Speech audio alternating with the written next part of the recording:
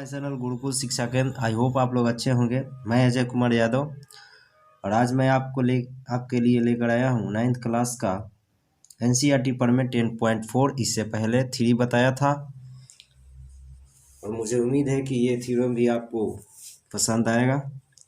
चलिए सीधे सवाल की ओर। सवाल है, साबित करें कि वृत्त के केंद्र और जीवा के मध्य बिंदु को मिलाने वाली रेखा जीवा पर लंब होती है।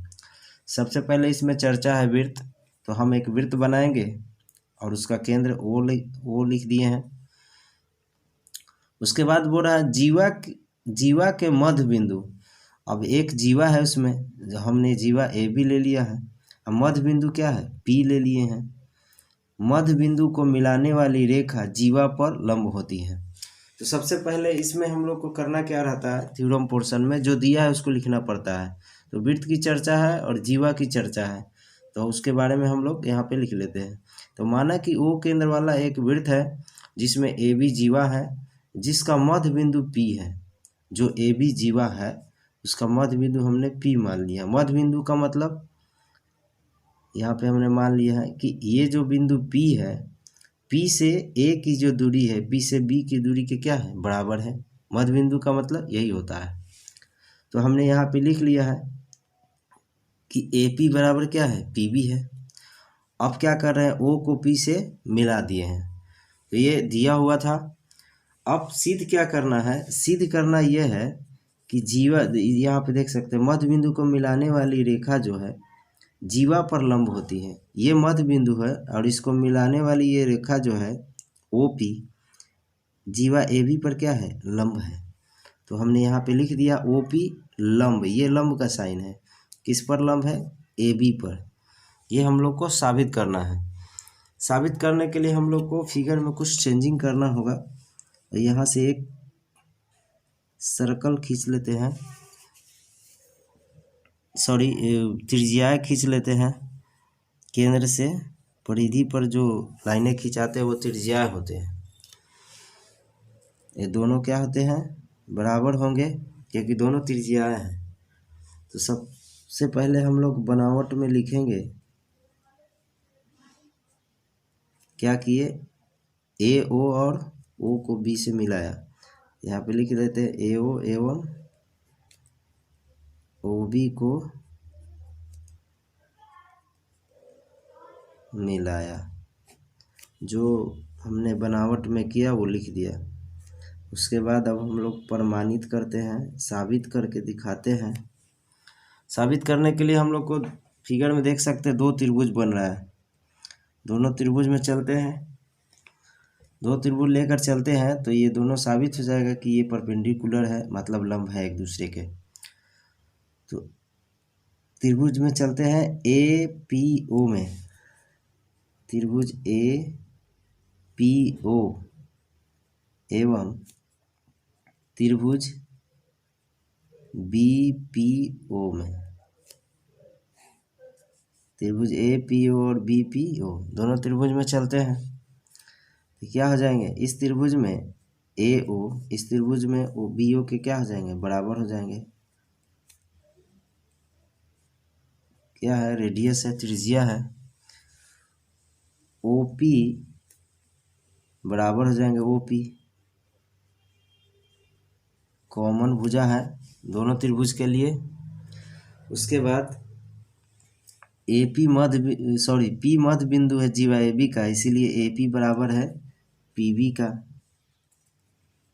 ये भी दिया हुआ है, गिवन है। अब 2 त्रिभुज में हम लोग पहले पढ़ चुके हैं सर्वांगसम त्रिभुज में। ये 2 त्रिभुज में 3 भुजाएं बराबर हो जाते हैं, तो दोनों त्रिभुज सर्वांगसम हो जाते हैं, बराबर हो जाते हैं। तो त्रिभुज ए पी ओ सर्वांगसम हो जाएंगे त्रिभुज बी पी ओ को कैसे हो जाएंगे, एस एस एस से। ये एस एस एस क्या है, साइड से, मतलब भुजाएं 3 भुजाएं से होंगे। अब 2 त्रिभुज एक दूसरे के बराबर हो गए तो क्या हो जाएंगे, उसके सभी कोण इक्वल हो जाएंगे। लेकिन फिलहाल हम लोग को लंब साबित करना है, तो इस त्रिभुज में APO में P पर जो कोण बनता है वो बराबर अगर हो जाता है इस त्रिभुज के P के पास, तो दोनों लंब साबित हो जाएंगे। तो क्या हो जाएंगे? त्रिभुज कोण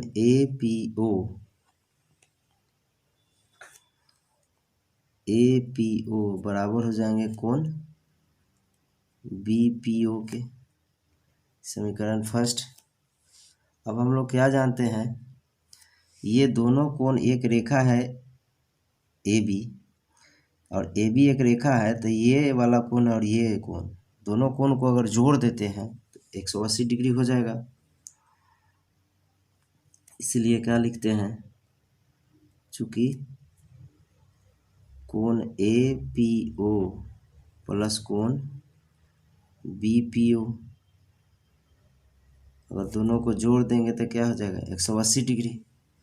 यहाँ पे आप देख सकते हैं कि BPO APO के बराबर हो जाएगा, तो यहाँ हम लोग क्या लिख सकते हैं, APO